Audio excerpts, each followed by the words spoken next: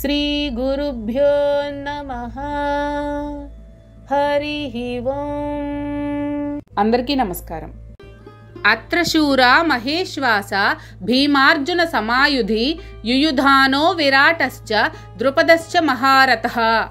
అత్ర అంటే ఇచ్చట అని అర్థం, శూరాహ అంటే శూరులు అని అర్థం, మహేశ్వాసాహ అంటే గొప్ప ధనుర్ధరులు అని అర్థం, భీమార్జున అంటే భీమార్జునులకు అని అర్థం, సమాహ అంటే సములైన వారు అని అర్థం, యుధి అంటే యుద్ధమునందు అని అర్థం, యుయుధానః అంటే యుయుధానుడు అని అర్థం, విరాటః అంటే విరాటుడు అని అర్థం, చ అంటే కూడా అని అర్థం, ద్రుపదః అంటే ద్రుపదుడు అని అర్థం, చ అంటే కూడా అని అర్థం, మహారథః అంటే మహారథుడైన అని అర్థం. ఈ సైన్యమునందు భీమార్జునులతో సమానంగా యుద్ధం చేయగల శూరులైన ధనుర్ధరులు పెక్కురు కలరు. యుయుధానుడు, విరాటుడు, ద్రుపదుడు మొదలగు వారు అటువంటి మహాయోధులు. దృష్టకేతుశ్చేకితానః కాశీరాజశ్చ వీర్యవాన్ పురుజిత్ కుంతిభోజశ్చ సైభ్యశ్చ నరపుంగవః.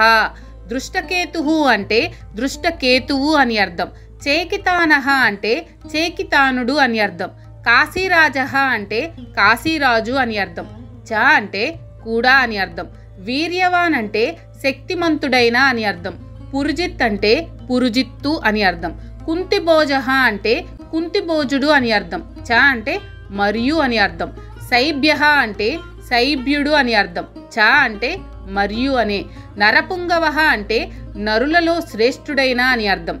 దృష్టకేతువు, చేకితానుడు, కాశీరాజు, పురుజిత్తుడు, కుంతిభోజుడు, సైభ్యుడు వంటి శూరులైన మహాయోధులును అందున్నారు.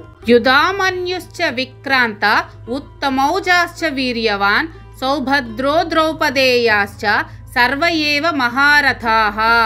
యుధామన్యు అంటే యుధామన్యుడు అని అర్థం, చ అంటే మరియు అని అర్థం, విక్రాంతః అంటే పరాక్రమవంతుడైన అని అర్థం, ఉత్తమౌజాహ అంటే ఉత్తమౌజుడు అని అర్థం, చ అంటే మరియు అనే, వీర్యవాన్ అంటే గొప్ప శక్తిమంతుడైన అని అర్థం, సౌభద్రః అంటే సుభద్రా తనయుడు అని అర్థం, ద్రౌపదేయాహ అంటే ద్రౌపది పుత్రులును అని అర్థం, చ అంటే మరియు అనే, సర్వే అంటే అందరును అని అర్థం, ఏవ అంటే నిశ్చయముగా అని అర్థం, మహారథాః అంటే మహారథులు అని అర్థం. పరాక్రమవంతుడైన యుధామన్యుడు, శక్తిశాలి అయిన ఉత్తమౌజుడు, సుభద్రాతనయుడు, ద్రౌపది కుమారులను అందున్నారు. ఈ వీరులందరూ మహారథులు. 3వ శ్లోకంలో దుర్యోధనుడి మాటలతో ఒళ్ళు మండి ద్రోణుడు తీక్ష్ణంగా చూస్తాడు. దుర్యోధనుడు సర్దుకుని అందరి మాదిరే దృష్టద్యుమ్నుని గురించి కూడా అడిగాననే అర్థం వచ్చేటట్లు ఇతర వీరుల గురించి కూడా ఇలా అంటున్నాడు. ఆచార్యవర్య, ముందు కేవలం పాండవ సైన్యాధ్యక్షుని గురించి చెప్పాను అంతే. అయినా తమరికి తెలియదు అని కాదు, ఏదో నా తృప్తి కొరకు పాండవుల సైన్యంలో ఉన్న మహారథుల గురించి చెప్తున్నాను. శ్రీకృష్ణుడి తమ్ముడు సాత్యకి, మహారథి అనే పేరుగాంచిన విరాట మహారాజు, దృష్టకేతుడు, చేకితానుడు, మహాపరాక్రమశాలి అయిన కాశీరాజు, పురుజిత్తు, కుంతిభోజుడు, సైభ్యుడు, మహాపరాక్రమవంతుడైన యుధామన్యుడు, మహావీరుడు అభిమన్యుడు, ఇంకా ద్రౌపదీ కుమారులైన ఉపపాండవులు వీరంతా మహారథులు. వీరి ధనస్సులు చాలా పటిష్టమైనవి.